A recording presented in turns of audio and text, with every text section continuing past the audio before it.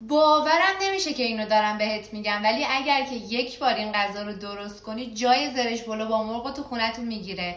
انقدر که خوشمزه است. بیا با هم بریم درستش کنیم. پیازامون رو نگینی خوب میکنیم و میریزیم داخل مایتابه تا به همراه سیر رنده شده یکم تفت بخوره و سبک شه. وقتی که سبک شد مرغا رو اضافه میکنیم، به همراه ادویه‌هایی که داخل کپشن براتون مینویسم تفت میدیم، زعفرون دم شده، رب و زرشک و خلال پسته رو اضافه میکنیم تا به مدت 5 دقیقه با هم دیگه تفت بخوره. کف قابلممون ماست اضافه میکنیم به همراه زعفرون دم شده و برنج نیم پز شده. با هم دیگه خوب مخلوطش میکنیم. روغن رو اضافه میکنیم، کف قابلمه پهنش میکنیم و 2 لایه 3 لایه برنج اضافه میکنیم. مواد میانیمون رو میریزیم و دوباره 2 لایه 3 لایه برنج میریزیم. بره به مدت 45 دقیقه دم بکشه و اینم از نتیجه کار. نوش جان.